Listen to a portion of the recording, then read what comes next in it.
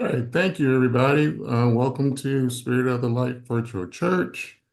I'm Pastor Rob. We're here with Evangelist Assistant Pastor Rosalind, my wife, our senior advisor and dad, Willie McQuarrie, and then Minister Doug McQuarrie and his wife Jadine is also on the forum with us this evening. I do wish to share one thing before I get into tonight's class. So let me do that.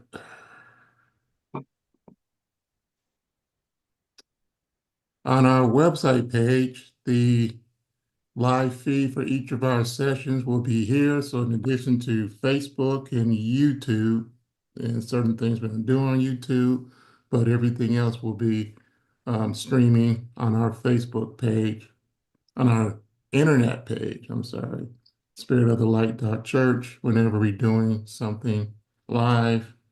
Hopefully we can maintain that as we go through our weekly events. So we're in the New Testament. Last week we finished up with the book of Hebrews. So this week we'll be starting with the book of James. My wife gives me a hard time because I told her I like the book of James, probably one of my favorite books in the Bible. She asked me why. Because it's kind of uh, it's a little different than the rest of them. So let's kind of take a look at the book of James. Went over the book of Hebrews last week, and the time period was kind of between 64 and 70 AD when the book of Hebrews was actually written. James was written somewhere between 44 and 48 AD. So the book of James is written by Jesus' brother, James, or Jesus' stepbrother, I'm a half brother, however you want to reference him. There was a disciple James. This is a different James from that. James was not a disciple, follower of Jesus during his ministry work. It's something that happened afterwards. And that's this bullet, although James was not a disciple of Jesus when he was alive, he actually became the first bishop of the church in Jerusalem. James is noted as being in the upper room in the book of Acts after Jesus' ascension into heaven. The book of James actually took some time before it was considered to be part of the Bible. The decision was made somewhere between 382 and 397 AD because there was discussion, debate over who actually wrote the book. If the author of the book wasn't of a noted reputation, that was one of the criterion that was used for at that time for a book to be accepted into um, the Bible. It was conceded that the James who wrote the book was actually the brother of Jesus. Due to this James, there was four different Jameses that they thought could have been the author, but James was the most prominent Christian, Jesus's brother. Some of the context that is used in James are from Jesus's sayings. The disciple James died very early after Jesus' death. He was actually the first apostle to be killed. So he died before the book was written. So that kind of took him out of the mix. But then there's other non-biblical depictions of James's character that resemble what was written in history. And one of these historical books is Eusebius's Ecclesiastical history, the second chapter depicts the characteristics of James, which is word characteristics of James, Jesus's brother. So through these items, it was decided that James, Jesus's brother, was the author of the book, and from that authentication, they accepted it to be one of the holy scriptures and to be included in the Bible. Now, James was martyred and stoned to death in 62 AD. So, since he wrote this letter, it had to be written before his death. So it was the time frame, considering some other elements that was in the book. It was written anywhere from 45 to 48 AD. Now, the book of James, because James is a Jew, and he was also the bishop of the church in Jerusalem, and it was written with a Jewish perspective. And the very first verse states who he was writing it to, which were the 12 tribes, which was a reference name to the Jews, but it wasn't to Jews in Jerusalem. It was actually to the Jews that had actually dispersed throughout the land.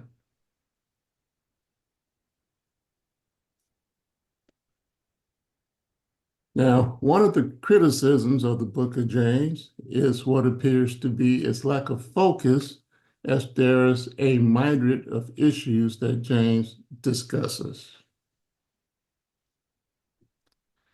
There's not a lot of doctrine information in the book of James, but he gives a long laundry list of what behaviors a Christian should have been displaying in that time, and those things are still relevant to us today. One of the most important characteristics that James wrote about is the outer effects of faith. He writes that faith without works is dead, which a lot of people said it was in contradiction to what Paul wrote, because Paul wrote that faith is all that is required for salvation. But what James was actually writing was that you, it's not your faith, the works isn't what save you, but the works should be a product of your faith. So James was only expanding on the doctrine that Paul wrote about in his writings. He wasn't being contradictory. Paul was writing what faith came from. James was writing what faith should do if you have it. James is not explaining how faith comes about, but how a person of faith should have examples of their condition through the output of their life's activities.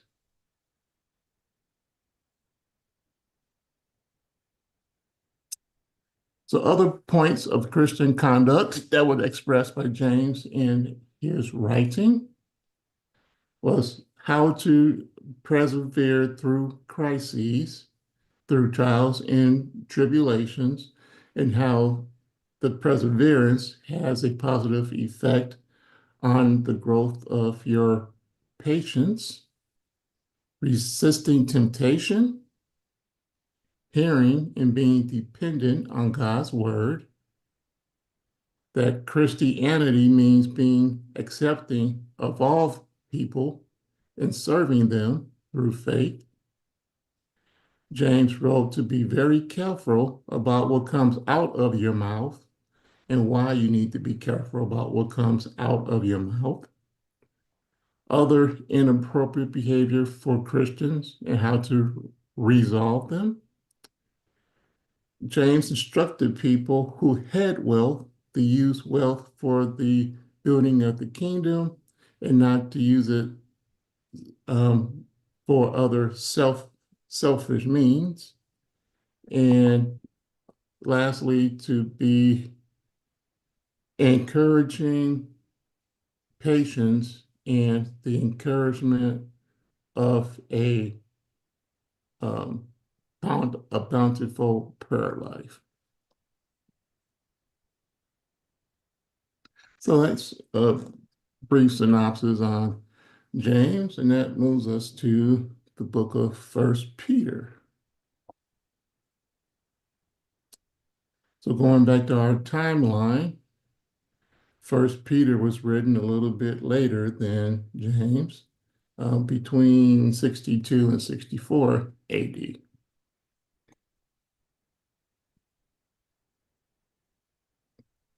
See, Peter was an apostle, and Peter was also one of Jesus's first disciples that he picked.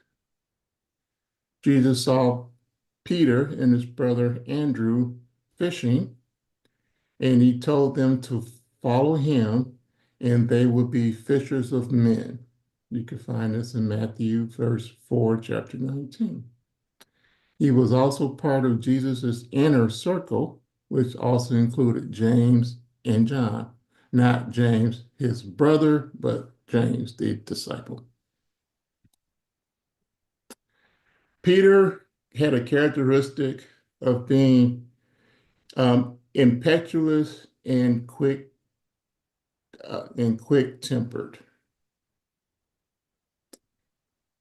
Peter felt as if he was very loyal to Jesus, but a time came where Peter actually denied Jesus 3 times before his crucifixion. You can find this in the book of John, and it's in some of the other gospels as well. Now, despite this history that Peter had, Jesus knew the heart of Peter and told him that upon this rock I will build my church. Matthew verse 16, chapter 16, verse 18. This became true as Peter was at the forefront of the development of the early church.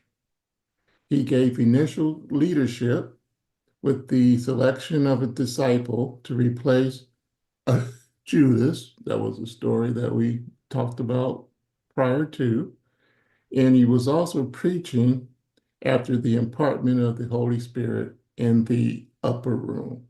So after Jesus' death, Peter immediately took a leadership role in the church.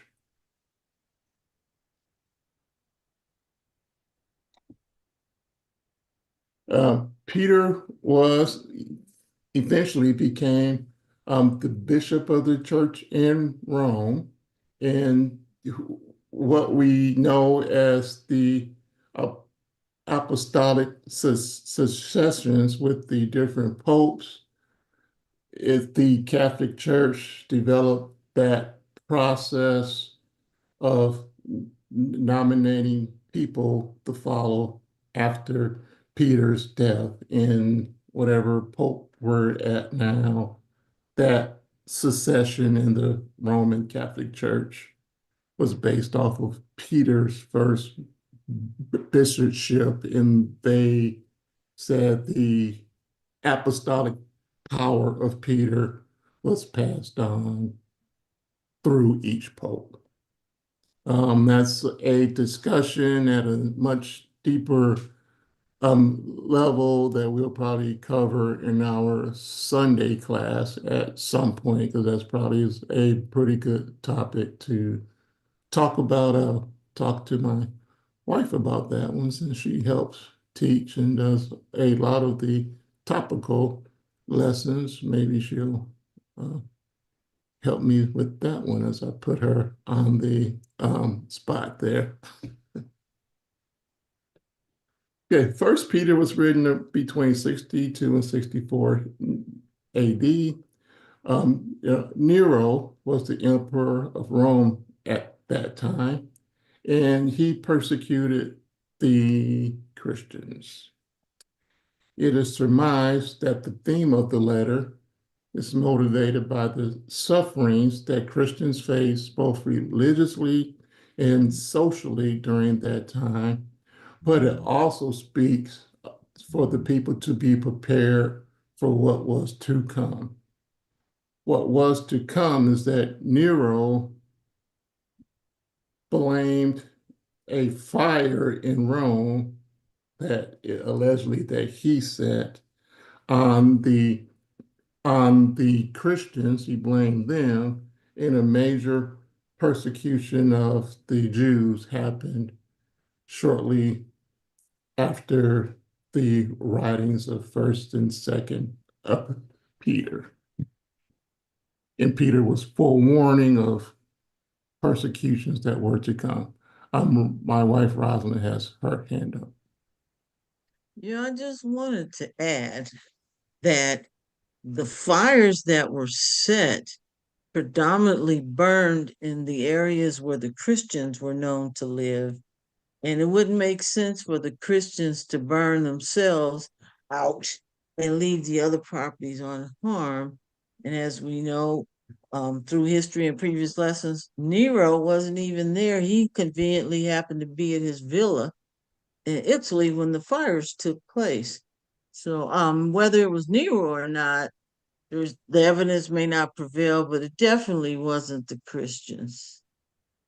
Thank you. Thank you for that.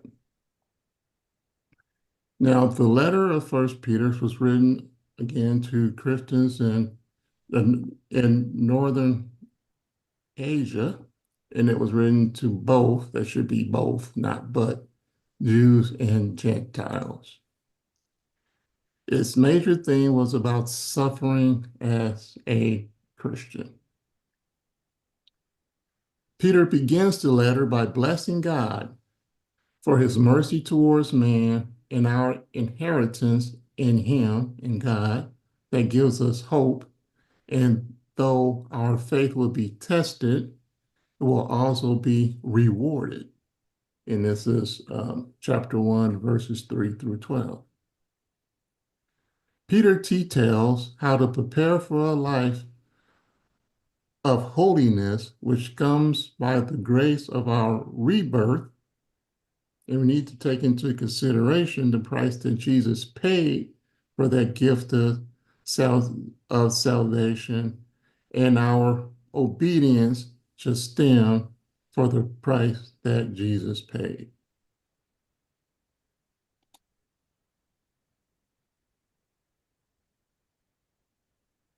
Like Paul's letters, he guided Christian conduct regarding living a life to bear good witness to unbelievers, being good citizens, and submitting to the authority of the government. He wrote about how slaves should handle injustice because of their godly character, and they should follow Christ's example. And he also touched upon the conduct of wives and the conduct of husbands.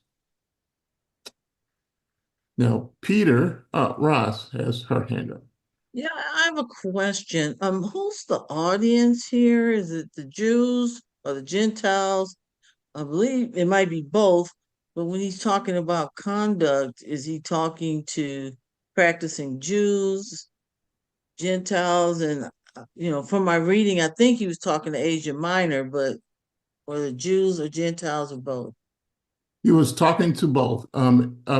Asia Minor is the audience he was talking to. It was mostly Gentiles, but as we know, Jews also dispersed from from Jerusalem, and there were Jews there as well. So he was writing to the whole church, not specifically to Jews or Gentiles. It was both, but there was probably more Gentiles than there were Jews. Okay. So last question, is it safe to say unlike Paul, who dealt with circumcision and other Jewish customs, Peter didn't really cater to any of that in his writings. Correct. Peter kind of he talked about the Old Testament and trying to correspond some of that information in Second Peter, but he was not trying to push Jewish tradition onto the Gentiles. I think that's what your question is, right? The book itself didn't really Yeah. focus on Right. Yeah. any of that. It stayed away from cultural influences. Yes. Yeah. Okay. Exactly. Would I be correct in assuming then that maybe Peter was kind of a bottom line kind of person? Um, I guess you can say that. As if you read Acts, there is some debating between Peter and Paul. I believe Paul actually called Peter um, a a Hypocrite. hypocrite once. That was the Council of Jerusalem. Yeah. So I mean, I think he has some growing up to do in sort of regards into accepting. But then, I'm Uh-huh. sorry. No, yeah, go You on. trying to answer the question, I need to be quiet. No, Oh, go 'cause I for was it. just gonna say God dealt with him, and he showed him the visions and he Paul talked to him, showed him how he was a hypocrite. But I think after the council, the simple fact that he was dealing with the people in Asia Minor, Peter got it together Yes. And remember, this was because he had that 60. vision. Go No, ahead. you're right. God did give Peter specifically a vision about the treatment of the Gentiles and to be accepting of them into the faith. So he was being obedient to God in that respect. And this is also says 62, 64. So it's like the church already has been going for about 20 years now. So no, he's progressed through his thought process and he was very, again, accepting of Gentiles. And he wasn't a big pusher of Jewish tradition. But I agree with Douglas, and I think Peter was pretty straightforward and a bottom line kind of guy. There's no flower there because Peter was a fighter. Yes, He that cut goes off the back to Roman my, soldier's ear. yeah, you're right. That goes back to my introduction of Peter. He was a pretty impetuous and quick to respond to situations type guy. So yeah, he was, Didn't think it through. Yeah. yeah. So Peter probably did have the same temperament as Paul had, and you're right, he was non-nonsense in the way he approached things. Excuse me. And also in First Peter, he foretold of a greater period of persecution than was going on then, and how to navigate that time when it comes with a Christ-like nature. He said we should avoid speaking evil, although we're coming under persecution, and we should not repay evil, but we should seek peace. We should recognize our blessing from belonging to Christ and that no real harm can come upon us because he is our strength. And in further persecution, we should continue to live a life exemplifying Christ. We should continue to be of service to the body. We should continue to hold on to our faith. Okay. Yeah, what's up? Well, I called. And finally, Peter encourages the elders to properly shepherd their flock, for young men to submit to proper leadership, and lastly, everyone should be alert and self-controlled. And this brings us to Peter's second book, which was written almost immediately after First Peter between 64 and 68 AD. Now, in this book, which we know it was later in time frame, he mentions his imminent death in chapter 1, verses 13 through 15, and that helps support the time frame that people analyzed when it was written. It was his second letter, but he was addressing the same audience he wrote the first one to. And this can be obtained from information in chapter 3, verse 1. Peter leaves his last plea to Christ's church to be leery of false teachers and to grow into maturity. Peter notes that we, the church, have escaped the corruption of the lust of the world by the divine power which has granted us the promises, and this power has given us all things that pertain unto life and unto godliness. Then he stated that we need to add to our grace of faith the following so that we can be fruitful and receive our greatest blessing, which is to spend eternity in heaven with Christ and God. Otherwise, we are blind to what we should be doing. Virtue, knowledge, temperance, patience, godliness, brotherly kindness, and charity. And when you hear the word charity in the New Testament, that means a love. That's the Greek word for love.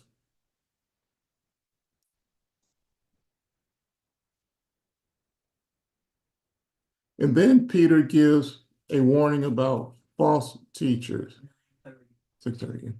He gives Old Testament examples of God's condemnation against false teachers through the story of fallen angels, Noah, and Sodom and Gomorrah. And he follows with a description of what a false teacher will look like. They are lustful, arrogant, and defiant.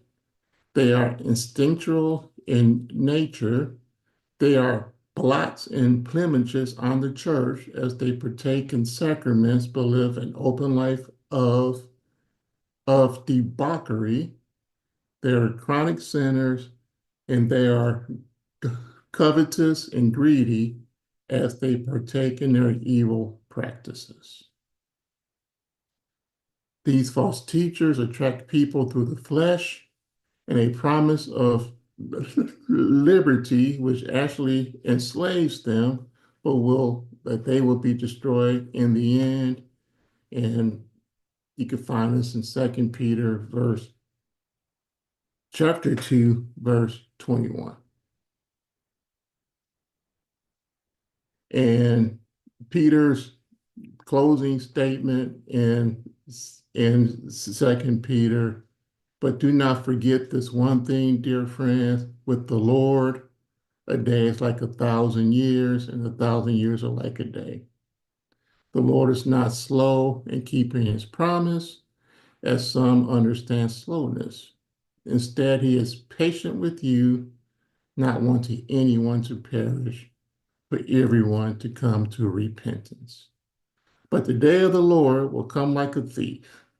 The heavens will disappear with a roar, the elements will be destroyed by fire, and the earth and everything done in it will be laid bare. He wanted to leave with us a depiction for us that's being persecuted as Christians, that the day of the Lord will come and we will spend eternity with him. So that recaps Second Peter. We probably got 2 more weeks. We got First, Second, Third John, Jude, and then Revelation. So we probably be wrapping up the Bible in 2 weeks, and we'll be moving on to prayer, which will be our next topic. Ways to contact us on the screen here. And that's my lesson for this evening. Any parting shots from the panel before we sign off? Just want to thank you for a wonderful and informative lesson. Appreciate it. Oh, thank you very, very much. And Yes, thank you. yes, for sure. Thank you. Oh, you're welcome. And thank you to our viewers out there. May you be blessed.